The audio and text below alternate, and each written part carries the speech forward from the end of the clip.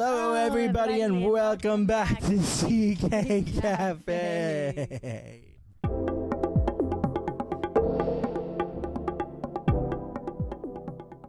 What's up, everybody? Welcome back to CK Café. We have a really exciting episode today. I'm so pumped about it.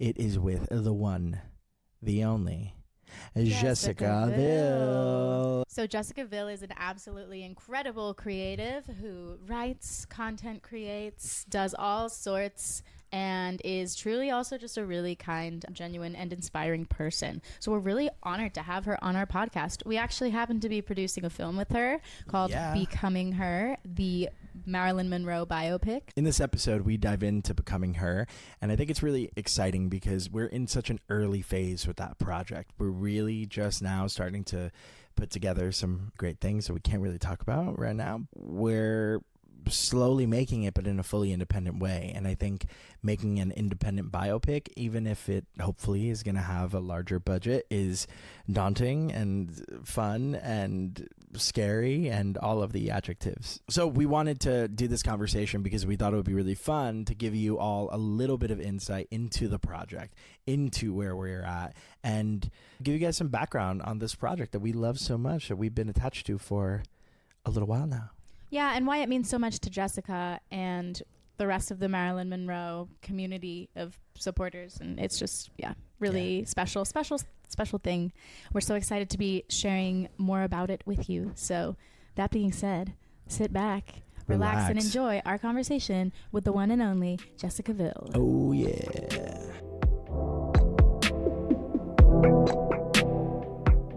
Hey everyone, welcome back to CK Café. I am here with the lovely Miss Rosie Dean. What is up, everybody? And we are joined today via video chat with Jessica Vill. Woo.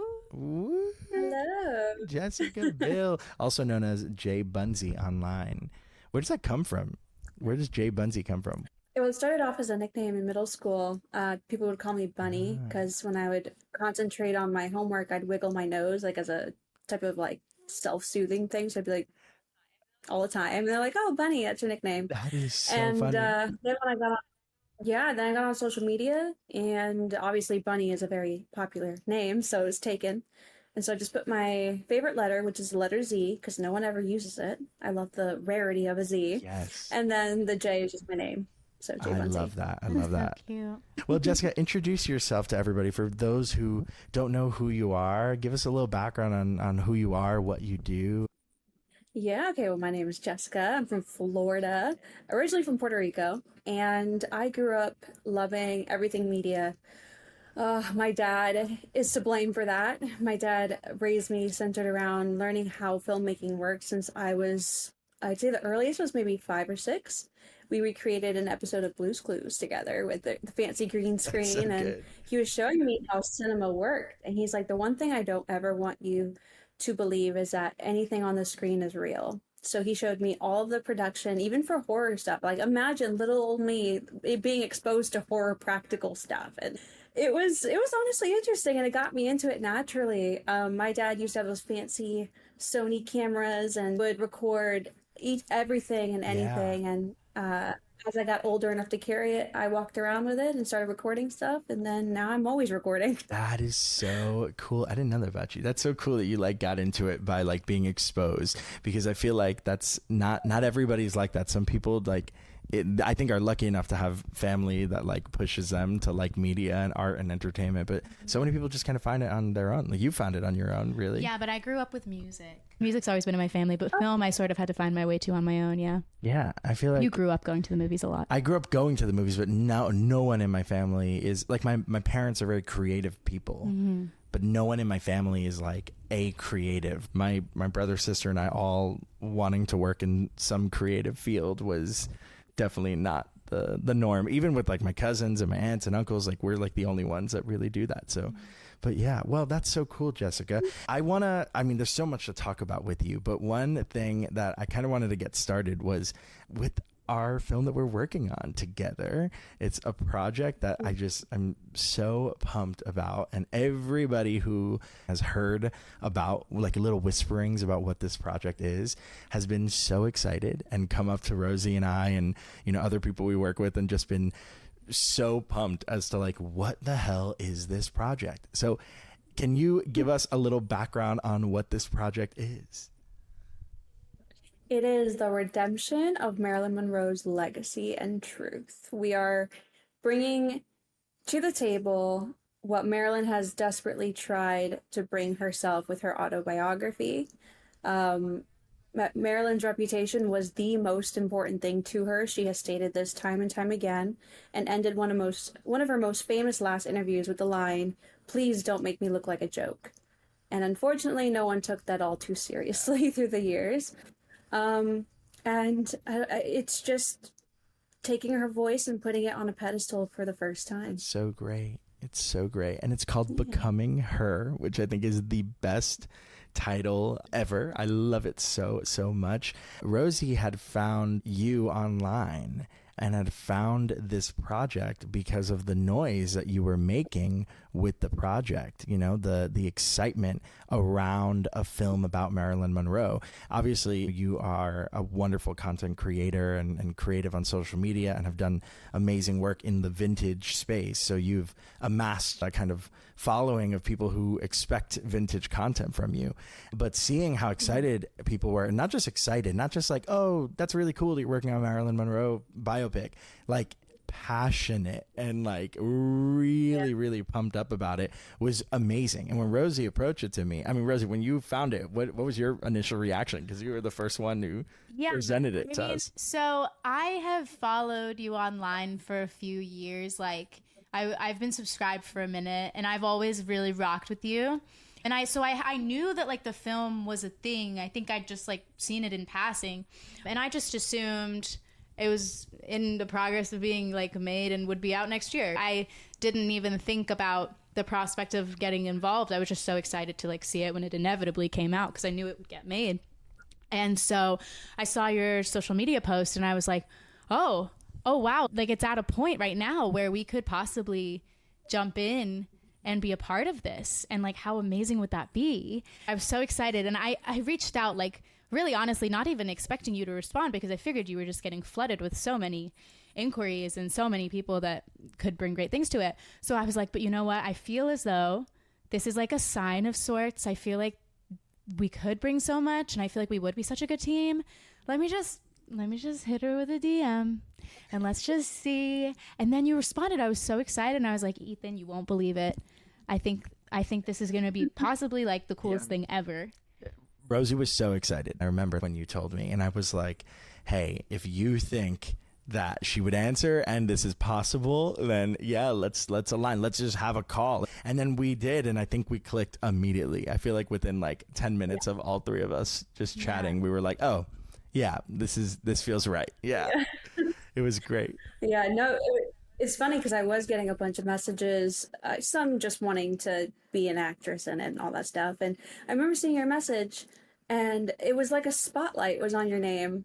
And it was like, we're talking like 20 messages down. I'm like, I'm going to open this one. It was completely it was so bizarre. And I remember reading it, and then I just thought in my head, like, yeah, this is good. And so that's why I reached out. Like, it was completely on an intuition base, and obviously I was right. Thank you. I mean, it's wild, right? Like how, and I think that speaks to independent filmmaking. Like independent filmmaking is about collaboration, and like it's hard though, because it's hard to weed through, and like for you, literally by going through all of these messages, but for other people too. I mean, to just find people you align with, even just by meeting people at a networking event, wherever it is, it can be really challenging to connect with someone and feel like this is a collaborator. I want to build something with it. Gamble too, when it's a project that's so close to your heart and something that you've been developing for so long and that means so much to so many people. So it was like the stars aligned in the most beautiful way. And I think a lot of it is like the result of all of us like showing up online as like our authentic selves as creatives. And I think that authenticity recognizes authenticity, and like, and genuine people gravitate towards each other because you just, sometimes you just sense it. I don't know. Like, I could ramble for hours about how excited we are to be working with you and how wonderful we think you are. But yeah, there's just something that like clicked in my heart. And I think like also the story too, right? Like, and that's really what we want to dive into with you. Is like, we're in a really interesting phase with this project. Because when we came on, I mean, now I think 6 months ago was when we had our first conversation, which is wild to think about. But, you know, when we first had our conversations where you were with the script, and when we came on, it was sort of, okay, how can we now make this amazing concept? How can we turn it into a product that we can push and we can find partners with and get this thing made? Because at the end of the day, it is a Marilyn Monroe biopic. It needs to be done right, and it's not going to be cheap, you know? So we knew that going into it. And I think that's all us three, and adding on more producers. We've always felt that sort of energy. It's like, we need to make sure that we're doing it the right way and we're telling the right story. So can you talk about, from your perspective, the importance of telling Marilyn's narrative in this specific way and in this format too? Because I think you could have told this in any way. You could tell the story of Marilyn Monroe as a documentary. You could tell it as a novel if you wanted to. Why film? And why is this film so important to you and you think for the world? Well, I think I came to that decision because most of the media surrounding Marilyn comes in two formats: books and movies. Not even documentaries, but like recreations of her life. We have a few documentaries, but it's like mostly biopics that are made of her life. And obviously books, you know, they do make their rounds, but not to the average Joe. Like, you have to be a reader, you have to be looking for it and that kind of stuff. And my goal for this is just to get a message out there as loud as possible, and film a biopic is the loudest way to do that. But also, I feel like it was a way to kind of put all the other attempts in their place and go, this is the truth. This is what we need to start doing for real human beings. We need to start modeling their biopics on reality and not what you think might sell, because the fact is, I think her real story sells a lot better anyways. It's honest. I think that's two wins. Yeah, and in an age right now where like there's just so much dishonesty, and in the age of AI as well, where like the reality is sort of breaking, and I think it's important to be as accurate and as nuanced as possible when telling a story about a real human being, because like the days of being able to sensationalize people and make up situations that they've been in, I feel like have to kind of be behind us now that AI and these things have become so, you know, prominent, you know? I also think in a similar vein, like in a post-Me Too industry, we're holding the industry to a higher standard, but I think it's also important that the stories we tell are held to a higher standard. And I think like there's so much in Marilyn's story that like is a universal, can be universally felt among women and like non-men. And like, I just think that this is the best time to be putting all of this effort behind this story because it's so needed. It's so important. Yeah. I agree. And I feel like people tend to forget that Marilyn is Marilyn, but Marilyn's also the female community. Like, she's a part of us women. And when you start misrepresenting individual women, you're misrepresenting the community. Yep. And that bleeds. And the more artists that this is happening to, the more figures it's happening to, the more it starts to represent and shape our community. And that's like a part of our history. It's a part of who we are and our identity. And the more you start individually erasing it or altering it, especially in a way that is going against our community, it's going to come back to haunt us. So I think Marilyn for uplifting women. It's women, and also like anybody who is an other too, right? Like, and I think it was in our last conversation that we had with our producer Juanes, we were talking about that, about how like this feels like a story that is so needed right now, because it's you know, Marilyn, it's so easy for us to fall into a conversation about, okay, is this the right time for another story about Marilyn? But she really represents the voiceless too, because her name has been raked through the mud, not just her voice. Everywhere you go, you can still see Marilyn Monroe. Doesn't matter where you are in the world, you'll probably see someone wearing a Marilyn t-shirt or a painting of Marilyn or anything. So she is still such a huge figure, and I think it is important, like you said, to make sure that we're honoring her story so that we can set a precedent for other biopics, and also how we handle people's legacies now more than ever. And information is out there in an easier, more accessible way. So it's like there's no excuse anymore. I love this film, and I think that it has all the makings of a great biopic, but I also feel like it has something that feels very different. I think one thing about this film has been diving into the more intimate moments of Marilyn that maybe we as an audience haven't seen before. Can you speak to like your research for this and like how you became so into Marilyn Monroe, and we're able to kind of compile all of this, because I know it comes from so many different resources.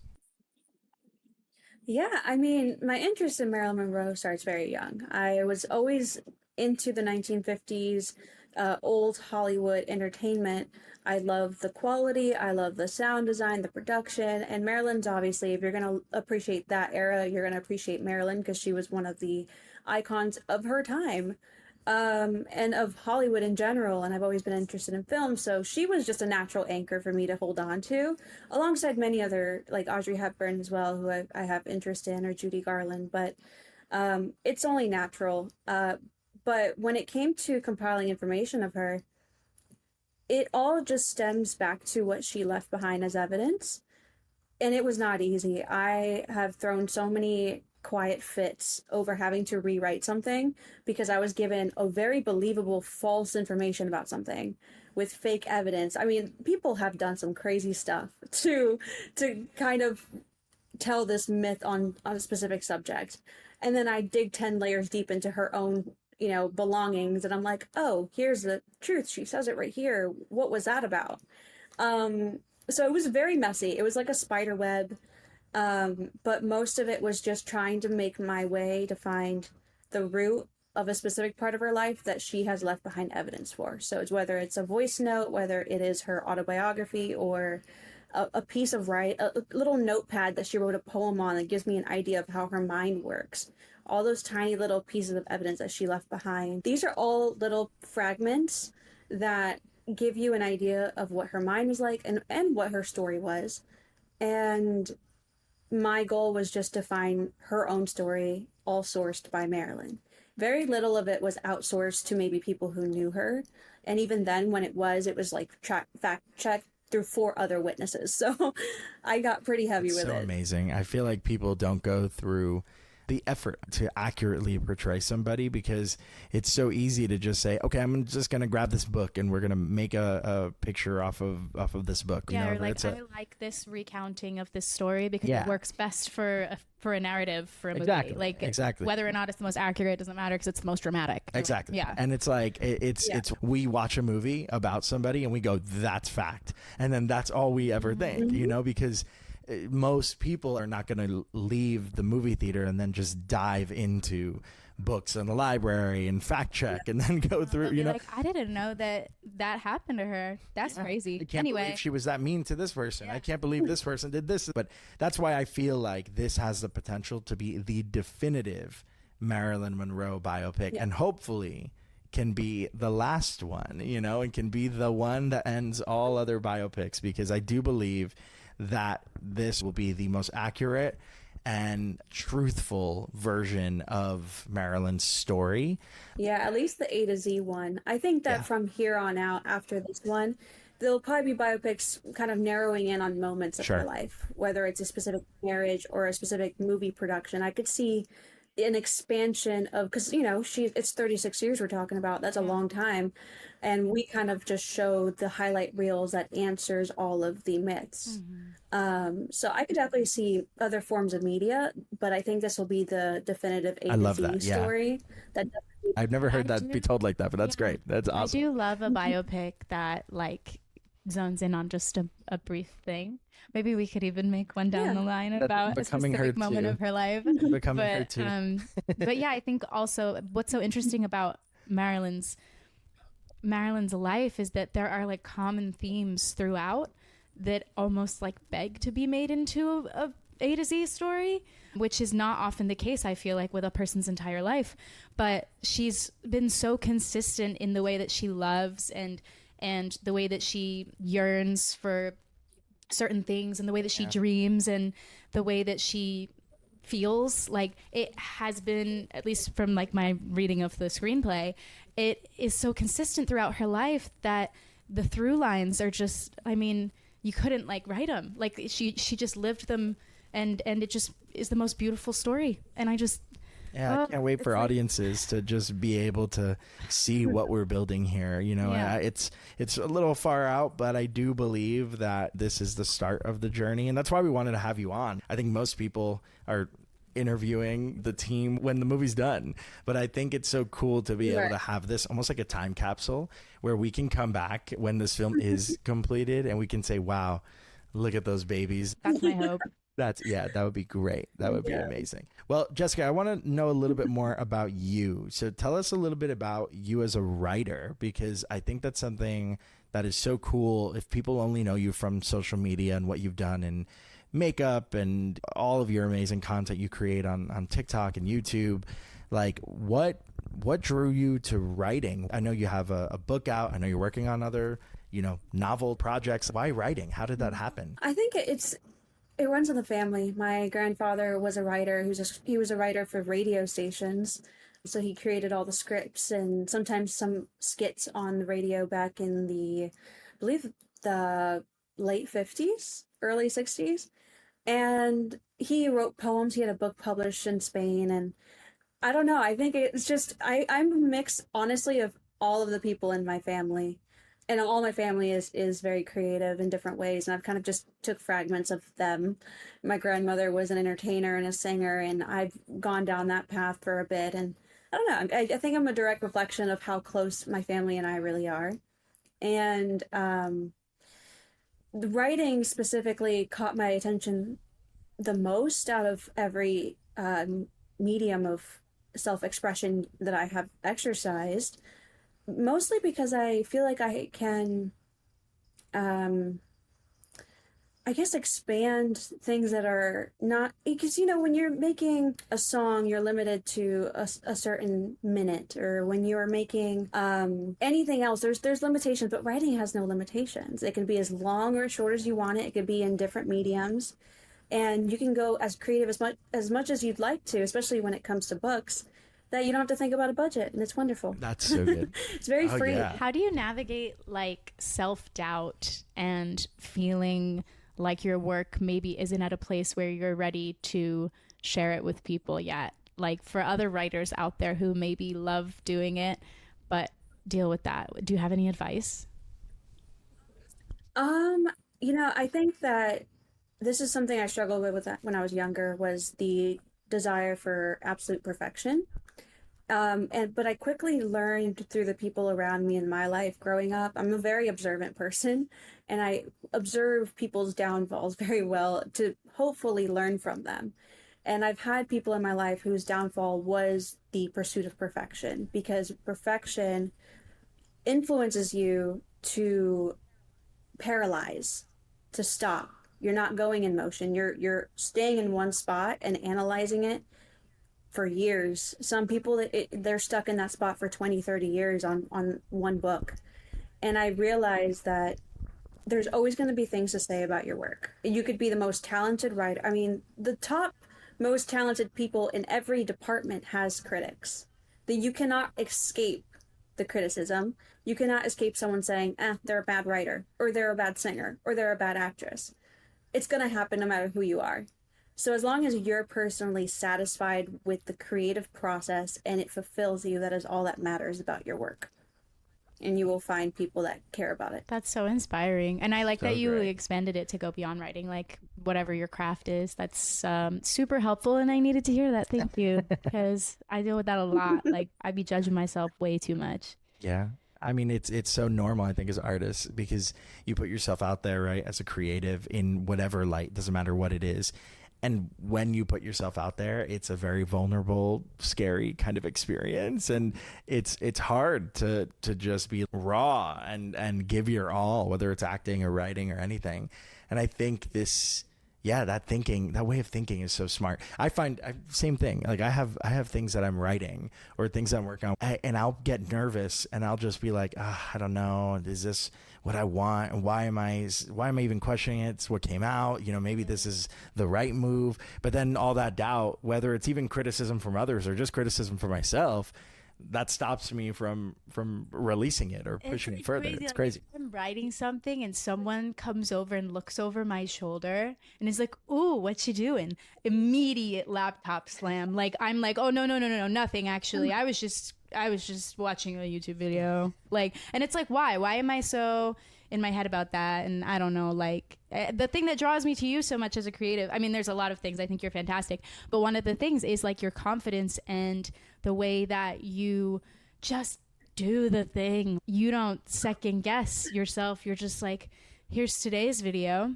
I did this absolutely incredible thing, and tomorrow I'm gonna do something else. And like, I don't know, maybe it's like you don't attach too much weight to any one thing.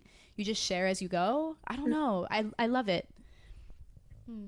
Thank you. Yeah, no, I mean, the creative process, people misunderstand that creation is not designed for, I'd say, a grade or an opinion. It's not designed for a result. In fact, creation should be left to be whatever they want to be after it's been put into the world.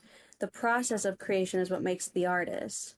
And if you're satisfied and you're thoroughly enjoying the process, then you have succeeded in creation.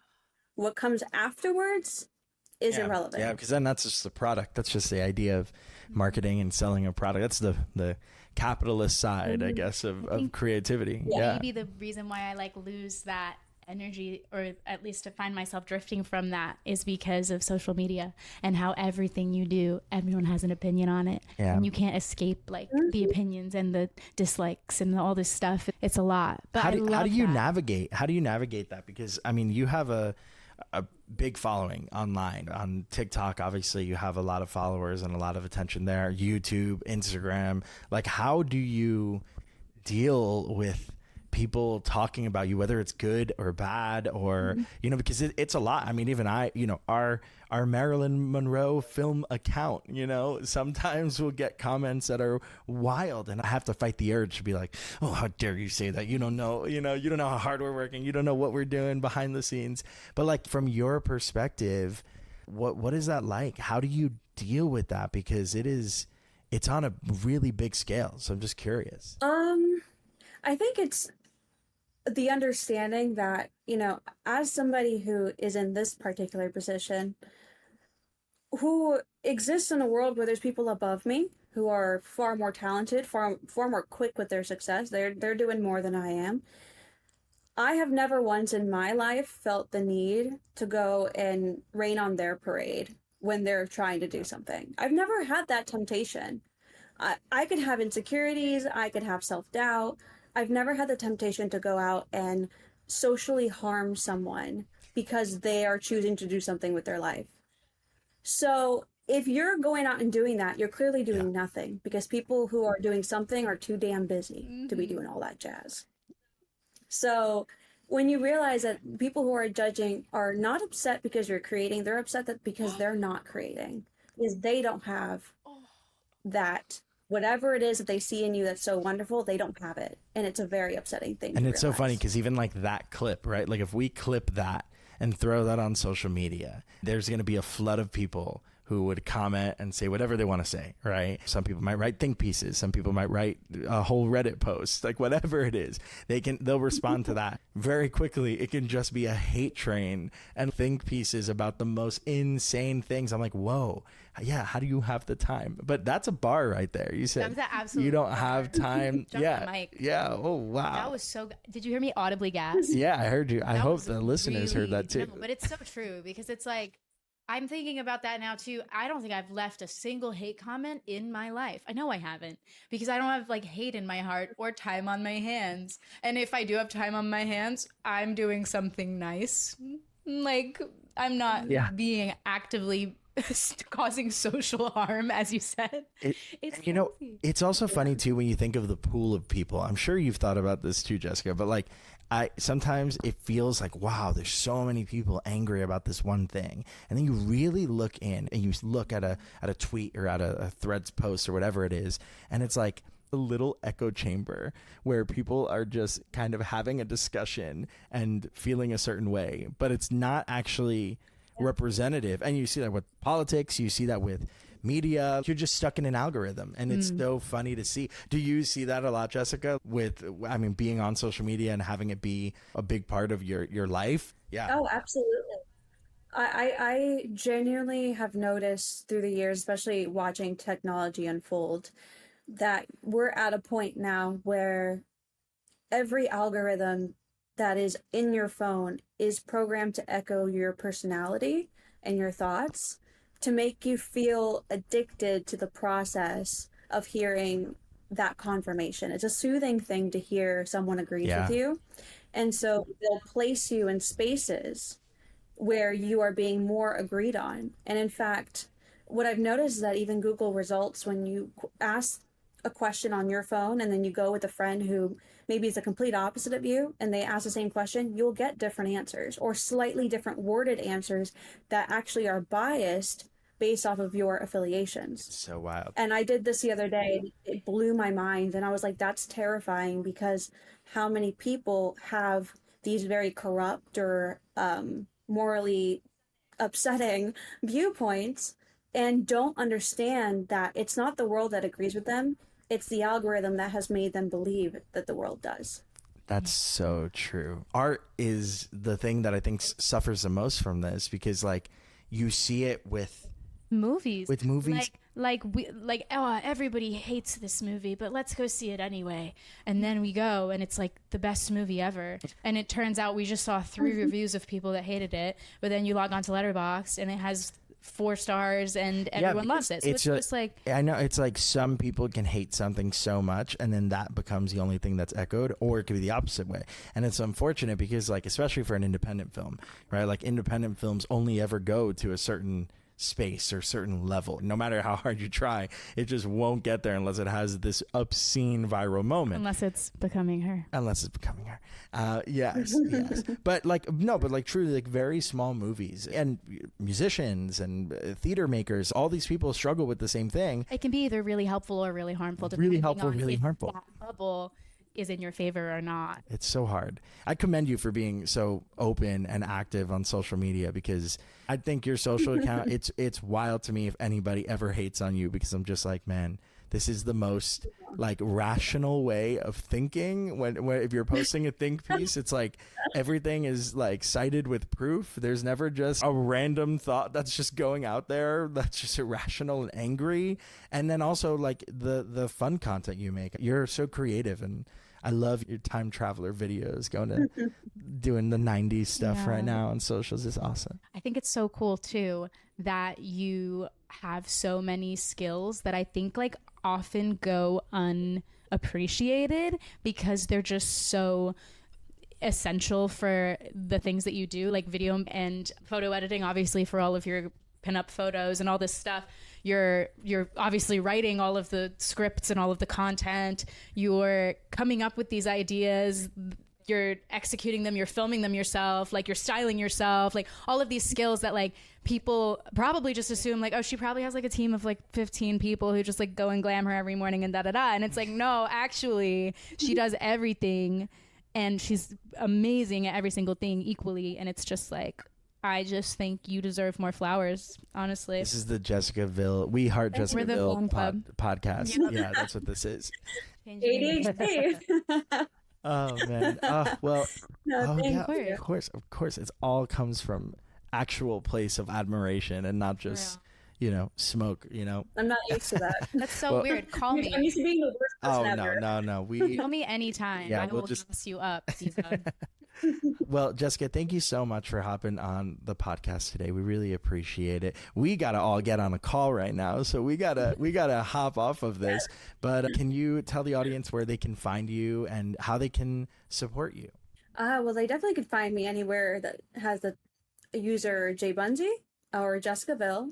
And don't forget to follow Marilyn Film for updates on Becoming Her. Yeah. And more updates are coming soon. Like I said, we'll do that follow-up podcast one day. Yeah, you know that trend where it's like, my friend's going to tell you something and you're going to listen and you're going to be nice. That's how I feel right now. It's like, and you're going to follow her and you're going to support our movie. Yeah. Support Marilyn Monroe. Yeah. Exactly. Okay. Well, thanks, Jessica. We appreciate it. We'll see you soon.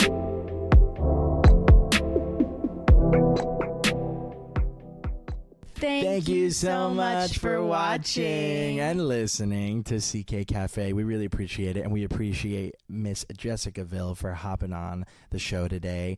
Jessica is a wonderful content creator, so please go check her out. She makes amazing videos on YouTube, on TikTok, on Instagram. That's how we found her, was through social media. Her content's super impressive, so it's really fun. She's wonderful. So go check her out. Follow at Marilyn Film for all updates on Becoming Her. And follow CK Films and CK Productions on Instagram. Yeah, at CK Films NY, at CK Productions NY, Substack CK Productions. I was going to say, tune into the Substack. All of the above. All the above. We'll catch you on the flippity flop. Just kidding. That's my YouTube outro. Subscribe to me on YouTube. No, I'm kidding. I won't plug myself. It's okay. Do it. All right, y'all. Thank you so much for watching CK Cafe. We'll see you later. Bye.